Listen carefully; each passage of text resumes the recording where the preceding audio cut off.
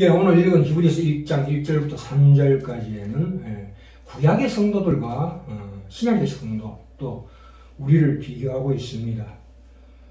더 나은 제물, 그러니까 소와 양의 피로 구원받은 구약의 백성들과 예수님의 피로 구원받은 우리를 비교하고 있습니다. 또한 더 나은 제사장, 대제사장이신 예수 그리스도로 말미암아 제사장으로 위임받은 우리를, 말하자면 지금의 우리의 그 지위와 특권을 확인시키는 데 그 초점을 두고 있습니다.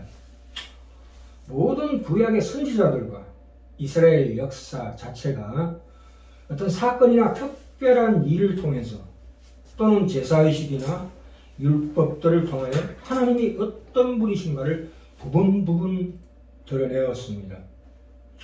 마치 이것은 코끼리 만진 장님, 어떤 사람은 다리를 만지고 어떤 사람은 코를 만지고 어떤 사람은 귀를 만진 것처럼 따로따로 얘기하던 구약의 선지자들과 우리의 은혜는 다르다, 이 말씀이십니다. 천국에 들어가는 백성들 중에는 대부분이 신약의 성도들 대다수를 차지합니다. 여인이 난 자 중에 가장 크다는 세례 요한도 천국에서는 가장 작은 자라고 성경이 말하고 있습니다. 세례 요한도 예수님의 태어나심과 그 존재는 보았지만 그의 십자가의 순환과 부활, 성천, 성기를 보지는 못했습니다. 우리는 이 본 정도가 아니라 성령님을 통해 우리가 만지고 대화하고 그 속으로 인도하심을 받은 자로 서 있는 것입니다. 그 하나님과의 연합, 그 완성으로 가는 그 여정에 있는 그 영광스러운 삶이 일 수밖에 없다. 구약의 성도들과 비교해서 그렇게 말씀하고 있는 대목입니다. 히브리서 1장 1절 다시 가볼까요? 옛적의 선지자들로 여러 부분과 여러 모양으로 우리 조상들에게 말씀하신 하나님이, 여기 여러 부분과 여러 모양이라는 그 앞에 헬라 원문에는 강세, 액센트가 들어있습니다. 그러니까 구약 계시가 불완전하고 부분적이다 하는 것을 정확하게 지적하려는 강조 문체입니다. 구약의 모든 선지자들의 예언이 비록 참되지만 그것은 신약 계시로 말미암아 성취됨으로 완성될 계시의 그림자다. 그리스도의 속죄로 말미암는 구원의 완성. 히브리서 11장 40절에 보시면 39절에 히브리서 11장 39절에 구약의 사람들, 이 사람들이 다 믿음으로 말미암아 정거를 받았으나 약속을 받지 못하였다고 합니다. 정거는 받았으나 약속을 받지 못한답니다. 그 약속이 무엇입니까? 그리스도의 속죄로 말미암은 구원의 완성이죠. 그 시작이죠.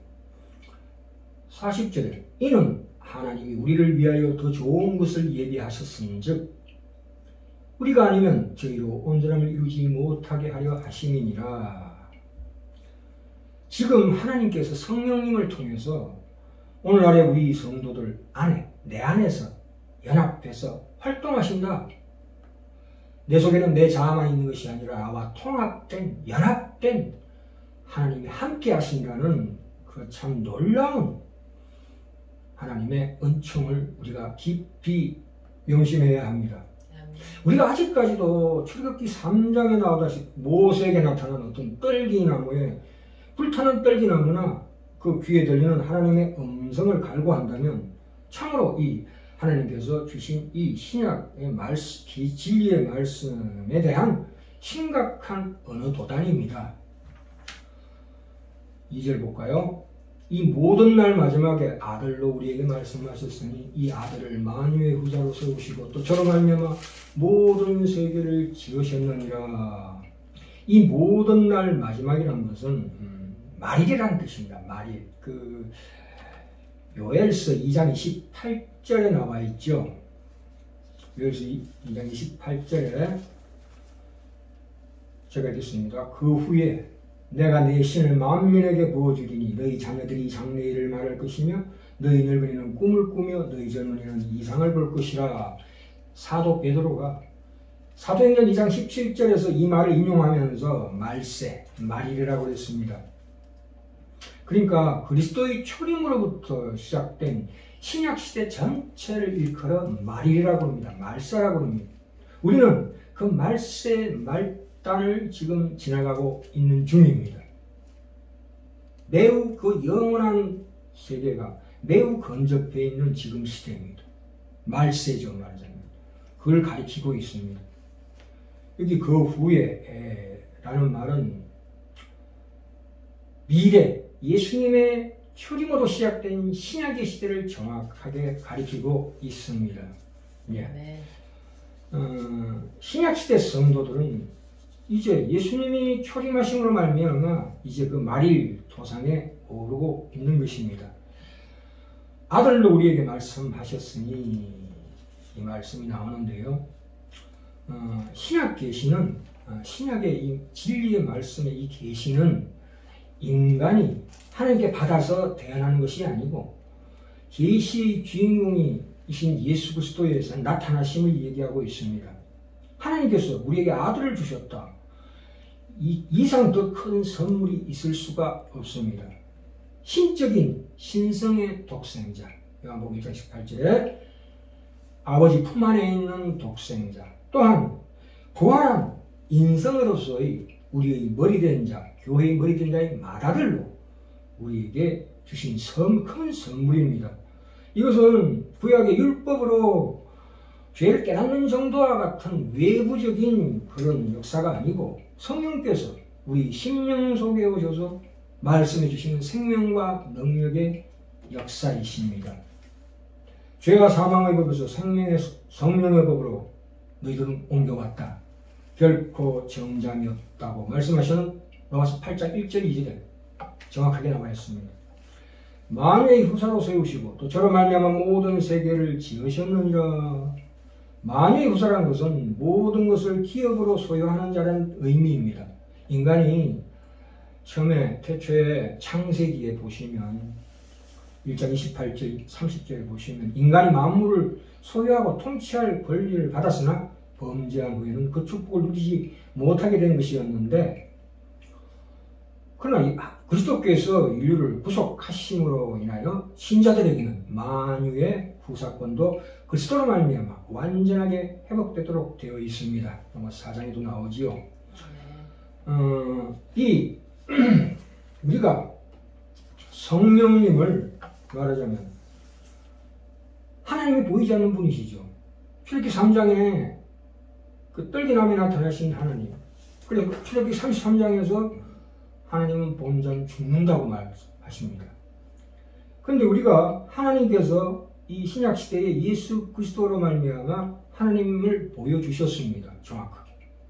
예수님의 영광의 광채로 우리에게 하나님을 눈으로 보게 하십니다. 그러다가 예수님이 이제 하나님 우편으로 부활 성천하시고 난 다음에는 하나님께서 이제 외부에서 에레미야 33장에 나오지요. 이때까지 이스라엘 백성들을 남편으로 손을 잡고 이끌었으나 이제 내가 너희 안에 법을 마음의 법을 새긴다 이렇게 나오지요. 그럼 무슨 말씀이냐면 하나님께서 성령으로 인하여 직접 우리 속에 들어오신다는 말씀이십니다. 그러니까 우리가 구약의 백성들이 광야에서 하나님께서 증거를 많이 보여주셨죠. 구름기둥, 불기둥, 손으로 만질 수 있고 눈으로 볼 수 있는 그런 걸로 보여주셨지만 그들은 끊임없이 보이지 않는 하나님을 믿는 일에 실패했습니다. 끊임없이 눈에 보이는 우상으로 향하고 그래서 하나님을 믿는 일에 실패했다고요. 그래서 예수님이 오셔서 우리는 성령께서 우리 안에 거하심으로 인하여 이 성령님은 말하자면 우리 눈에 걸치고 있는 안경과 같아요. 내 속에 오셔서 나와 함께 거하시고 나를 통해서 내게 어떤 인식을 심어주신다고. 우리가 예배를 드릴 때 내 가슴 속에 갑자기 치밀어 오르는 어떤 감동이나 그런 기쁨이 솟아오르죠. 그것은 성령님께서 우리에게 힘을 주시는 거예요. 그렇지 않습니까? 그래서 우리가 성령을 보여달라. 그건 말이 안 되지요. 보이지 않는 하나님께서 우리 속에 오셨다고요. 그걸 이해하셔야 됩니다. 보이지 않습니다. 지금 역시도 하나님은 보이지 않으십니다만 내 속에 함께 나와 함께 연합해 계신다는 것을 우리가 항상 기억하고 신앙생활을 해야 될 줄 믿습니다. 아멘. 자, 이 모든 세계를 지으셨느니라 2절 하반절에 이 말씀은 무슨 말씀이냐 하면 모든 세계라는 것은 복수입니다. 복수. 우리가 눈에 보이는 우주뿐만이 아니라 그리스도에 의해서 새롭게 창조되는 영적인 세계를 포함하고 있습니다. 나사렛 예수는 단순히 인간일 뿐만 아니라 이 우주를 창조하신 위대한 하나님 자신이십니다.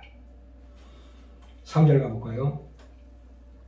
이는 하나님의 영광의 광채시요 그 본체의 형상이시라. 이 광채란 말은 하나님의 빛의 반응을 의미합니다. 그러니까 하나님의 영광을 우리의 눈으로 감당할 수 있게 하기 위해서 예수님이 성육신하셨다. 이 말씀이십니다. 다시 한번 하나님의 영광을 우리 눈으로 감당할 수 있게 하기 위하여 예수님의 성육신이 있었다. 왜요? 출애굽기 33장에서 하나님 혼자는 죽는다고 분명히 그랬습니다. 그 광채를 못 이겨서 다 죽습니다. 디모데전서 6장 16절에 볼까요? 16절에 오직 그에게만 죽지 않음이 있고 가까이 가지 못할 빛의 것이고 아무 사람도 보지 못하고 볼 수도 없는 자신이 그 말씀하고 계시죠. 그 하나님의 본체의 영광이 어디에 있습니까? 예수님께 있어요. 그에게 존귀와 영원한 능력을 돌릴지어다. 아멘. 그리스도께서 이런 하나님의 영광의 광채의 반영의 형태로 오셨다. 그것은 변화산에서의 모습일 수도 있습니다. 만일 하나님의 영광이 인간에게 직사한다면 인간은 죽을 수밖에 없습니다.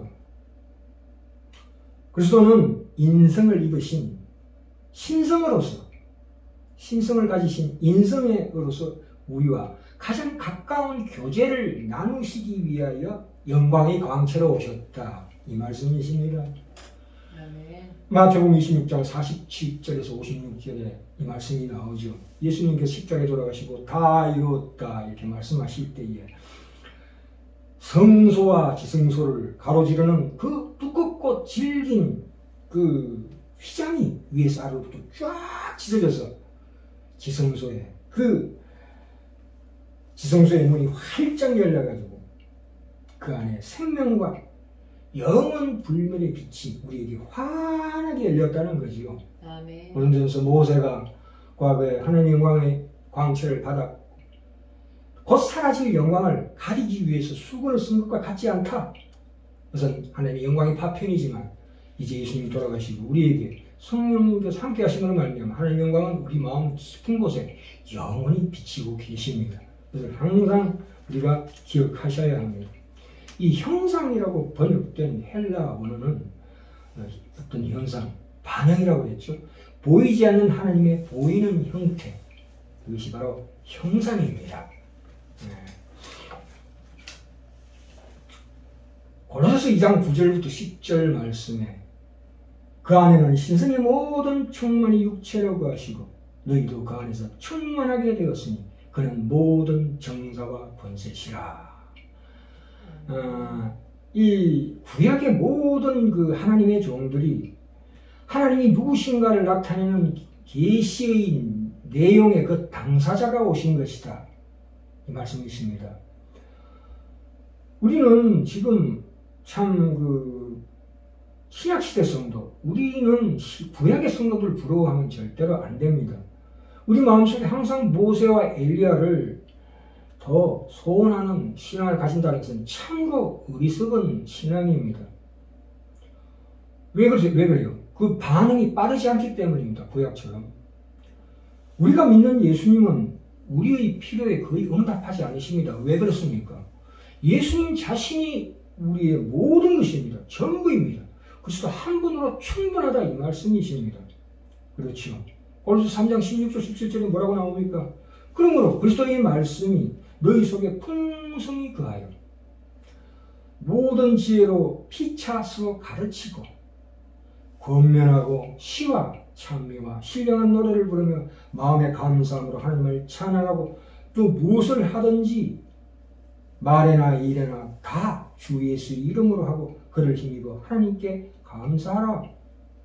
우리가 이 세상에 사는 목적이 무엇입니까? 이 세상이 우리 목적이 아니지만 하지만 여기에서 하나님께서 우리를 제사장으로 위임하시고 또 완벽한 제사장으로 훈련시키는 과정이 있다. 믿지 않는 자들과 똑같은 환경, 똑같은 조건 속에서 아무 보호장치 없이 아무 특혜 없이 우리를 훈련시키기 위해서 이 땅에 이렇게 우리 고난 가운데 두신다. 왜요? 그 연단을 통해서 하나님께서 우리를 더 깊은 더 큰 제사장으로 키우시기 위해서 우리의 이 참 보잘것없는 우리에게 하나님께서 제사장의 직분을 맡겼다는 것이 너무나 놀랍습니다. 전번 시간에 레위기 2장 1절부터 3절에 걸쳐서 소제, 곡물로 드리는 제사에 대해서 말씀드렸는데요.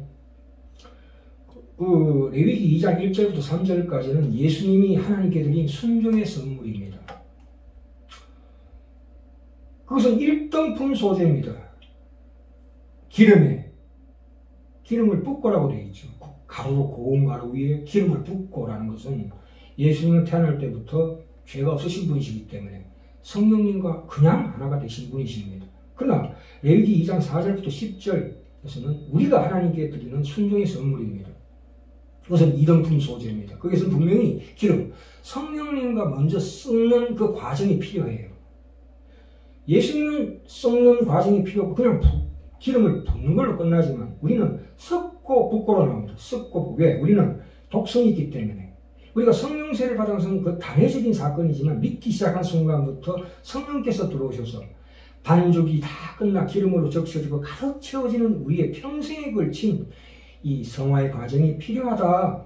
하나님의 형상으로 만들어가는 과정이 필요하다.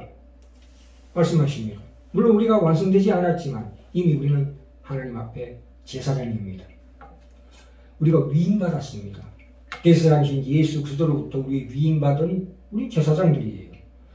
제사장 직분은 레위 지파 중에 아론의 자손에게 위임되었는데 오늘날 성령으로 거듭난 모든 믿는 자들은 신령한 제사들을 드리는 영적 제사장들입니다. 하나님으로부터 그 특권을 부여받았으며 참으로 귀하고 신비합니다. 이렇게 부족하고 모자란 우리를 제사장으로 임명하시고 위임하시고 하나님께서 우리에게 모든 하나님의 경영을 우리와 함께 하시겠다는 선언이십니다. 이 얼마나 귀한 약속입니까? 우리 가게는 다 하나님 앞에 제사장이며 그리스도는 우리 대제사장이시다는 것이 이 히브리서의 가장 중요한 특징입니다. 히브리서 11장 다시 가볼까요? 11장 39절 40절입니다.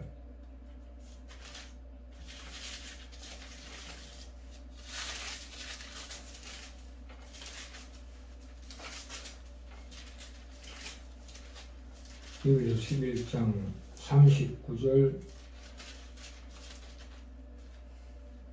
이 사람들이 다 믿음으로 말미암아 증거를 받았으나 약속을 받지 못하였으니 이는 하나님이 우리를 위하여 더 좋은 것을 예비하셨은즉 우리가 아니면 저희로 온전함을 이루지 못하게 하려 함이니라 이렇게 말씀하고 계십니다. 이 말씀이 무슨 말씀이냐면 하나님께서 우리에게 주시고자 하는 것은 무엇이냐 구약과 신약의 성도의 차이가 무엇이냐 우리가 물으신다면 하나님과의 관계가 가족 관계가 되었다는 겁니다. 부모 자녀 관계가 되었다는 거예요. 이 언약의 그 내용에는 차이가 없지만 나는 너희의 하나님이 되고 너희는 내 백성이 될 것이라 이러면서 31장에 나오죠. 그것을 우리를 하나님이 기뻐하시는 성품과 인격으로 가지는 존재로 만들기 위해서 우리에게 성령님을 허락하셨다. 그렇죠. 우리가 하나님 말씀에 순종하고 하나님께서 기뻐하시는 것을 하는 정도가 아니라 그렇게 순종하는 정도가 아니라 성령님을 우리에게 주셔서 내 마음속에 변경이 일어나서 내 마음을 바꾸어서 우리 마음으로부터 하나님을 섬기는 자 하나님이 기뻐하시는 것을 그 성품과 인격으로 가지는 존재로 만들어 주셨다. 이 말씀이십니다. 요한복음 17장에 나오죠. 아버지께서 내 안에 내가 아버지 안에 있는 것 같이 저희도 다 하나가 되게 되 우리 안에 있게 하옵소서 하나가 되는 거예요. 그것이 바로 히브리서에서 주장하고 있는 가장 귀한 은혜입니다. 그래서 마지막으로 곧 내가 저희 안에 아버지께서 내 안에 계셔 저희로 온전함을 이루어 하나가 되려 함은 아버지께서 나를 보내신 것과 또 나를 사랑하신 같이 저희도 사랑하신 것을 세상으로 알게 하려 함이로소이다. 이렇게 말씀하고 계십니다. 우리 대제사